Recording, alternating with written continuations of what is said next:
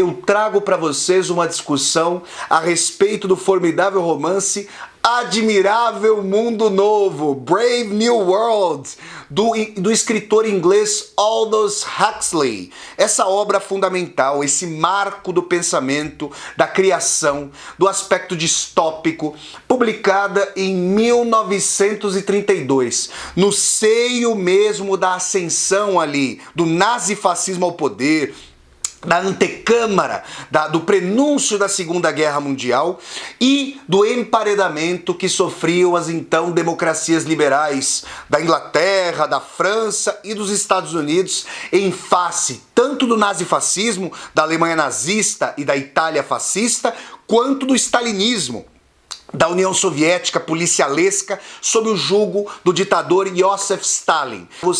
Gente, eu quero dizer que Admirável Mundo Novo, ele mobiliza uma série de discussões que nós já fizemos aqui nesse canal. Eu vou deixar na descrição desse vídeo o link para uma aula que eu dei sobre Franz Kafka, o escritor tcheco Franz Kafka e o historiador israelense Yuval Noah Harari, uma aula a respeito das metamorfoses do totalitarismo. Eu também vou deixar aqui, logo abaixo desse vídeo, na descrição desse vídeo, o link para a resenha que eu fiz a respeito do filme Laranja Mecânica, esse clássico dirigido por Stanley Kubrick, esse grande diretor norte-americano estadunidense. Também vou deixar aqui para vocês a leitura de alguns fragmentos desse livro aqui, ó, Homo Deus, uma breve história do amanhã, justamente do historiador israelense Yuval Noah Harari.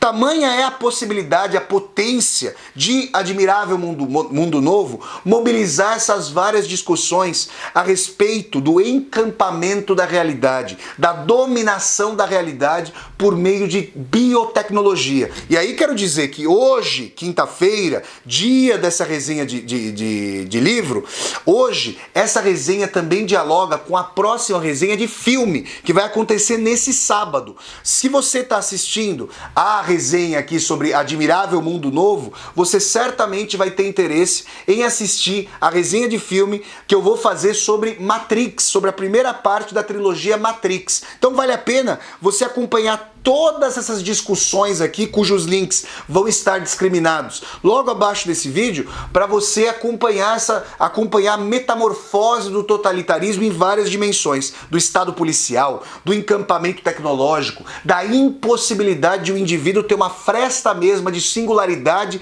e subjetividade e privacidade para poder viver. Em Admirável Mundo Novo, vocês veem aqui que eu tenho o nosso romance aqui em mãos, do Aldous Huxley, nós temos ali um experimento com seres humanos, com cobaias humanas. O aprendizado não é um aprendizado mais no sentido liberal.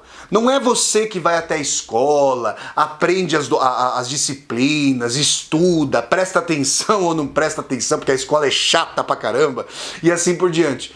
Você tem a inoculação do conhecimento, do aprendizado pelo sono.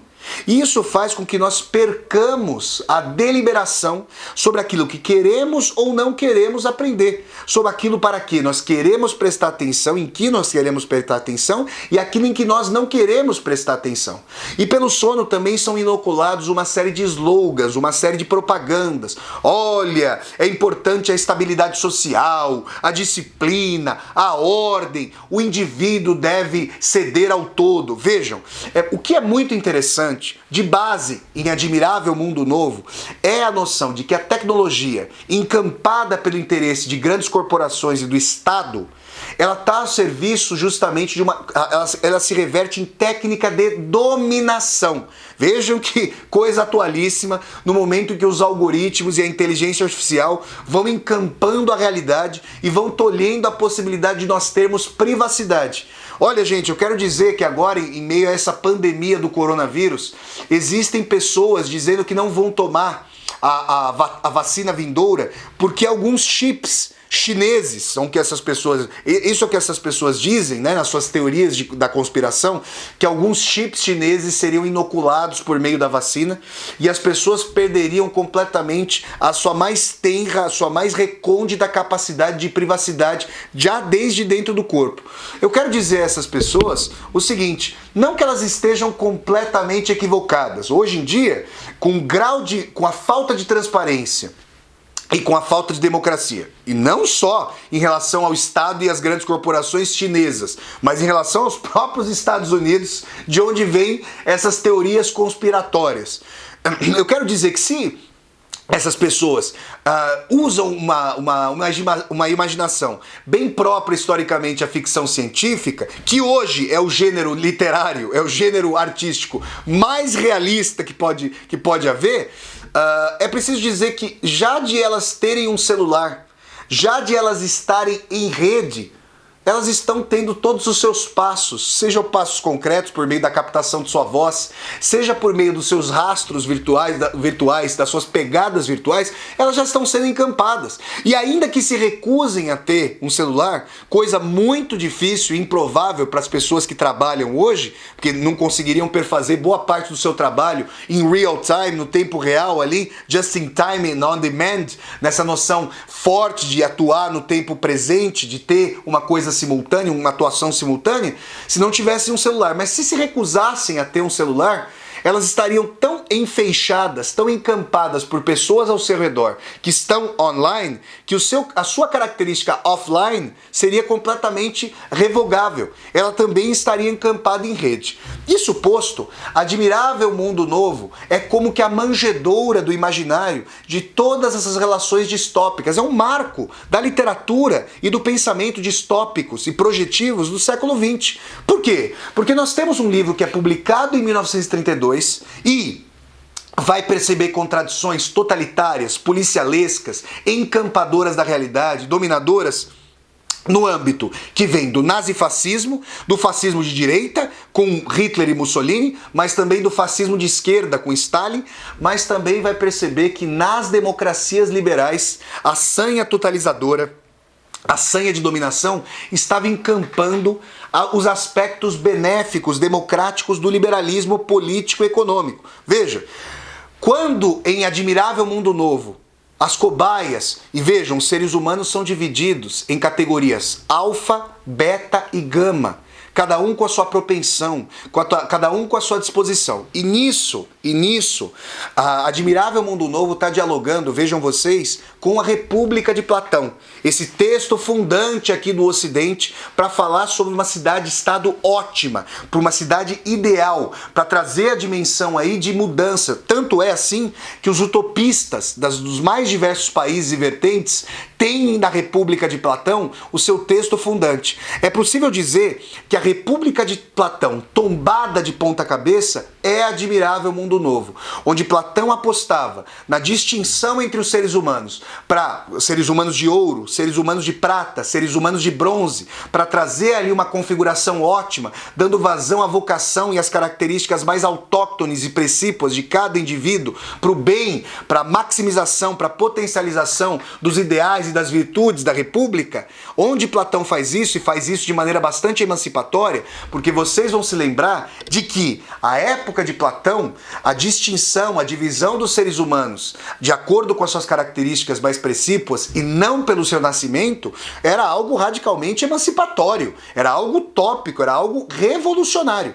Para Aldous Huxley, utilizar essas características na sua distopia por meio da inoculação do aprendizado, que é o anti-aprendizado coercitivo, pelo sono, e por meio da utilização de uma droga da obediência, o soma, tudo isso é fundamental para utilizar cada um, não para maximização de si, para potencialização da vocação, mas para o encampamento do indivíduo, que deixa de ser um indivíduo, deixa de ser um indivisível e passa a ser uma célula do todo, um tijolo da parede, algo a ser coesionado na argamassa, na engenharia do todo. Essa é a dimensão fundamental de Admirável Mundo Novo, e o que a gente vai ter é, ao fim e ao cabo, uma dimensão que faz com que as pessoas, reduzidas a coisas, reduzidas a tijolos, reduzidas a células, reduzidas a fragmentos do todo, amem a escravidão, adorem a sua dominação, adorem o encampamento da sua privacidade negada em cada poro da vida.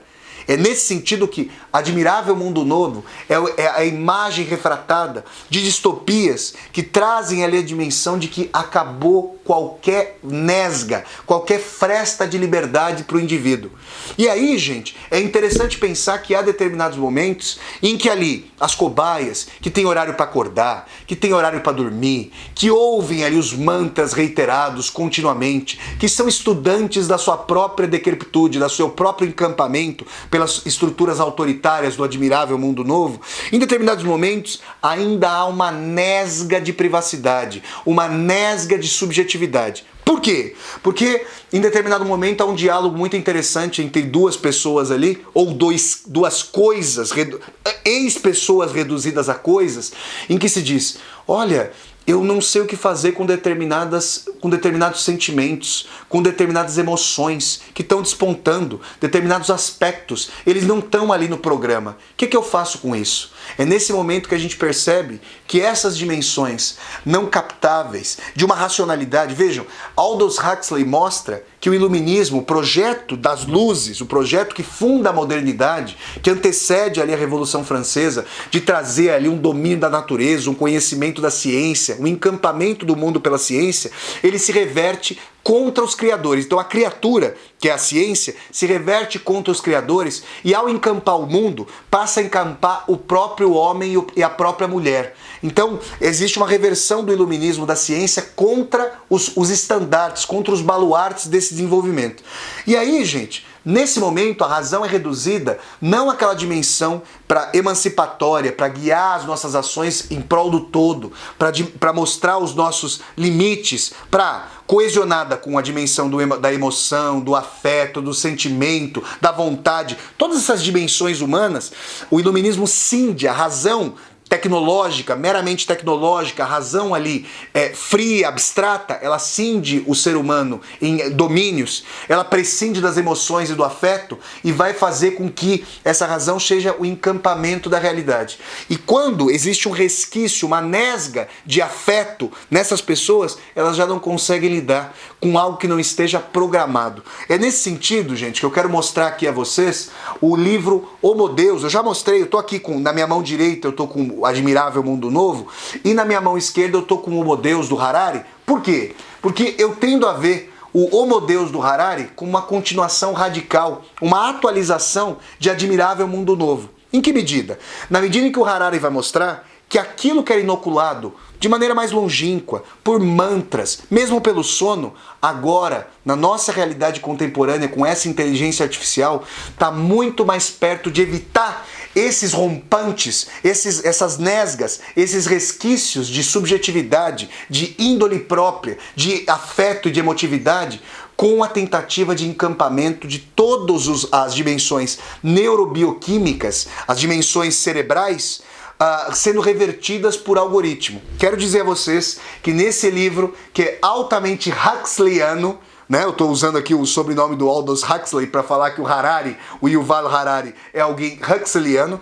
Nesse livro, o Harari conta, a partir de experimentos que ele lê nas revistas Science, Nature, esses periódicos altamente prestigiosos ali do mundo científico, que eletrodos já foram colocados no cérebro de ratinhos de laboratório e eles já foram levados para a esquerda e para a direita.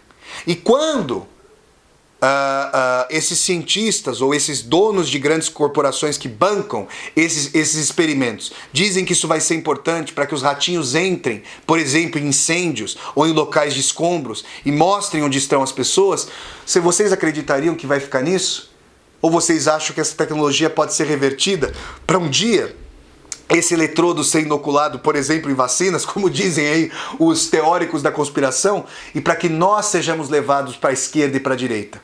Ainda, segundo Harari, não foi descoberta não foi descoberta a metodologia, não foi descoberto o procedimento pelo qual esse bombardeio, esse relampejar das sinapses, essa onda elétrica, essa conjuminação neuronal, ela se reúne e desponta como consciência. Essa é uma pergunta da filosofia fundamental. O que é a consciência? Como ela se estabelece? Ela se estabelece na impressão imanente da nossa configuração cerebral do sujeito com o objeto. Essa é uma discussão que transpassa a escola inatista, que acha que a consciência se dá de maneira inerente ao indivíduo, ou os empiristas, que acham que, na verdade, a consciência, a relação, a cognição vai se dar em interação com o mundo mesmo.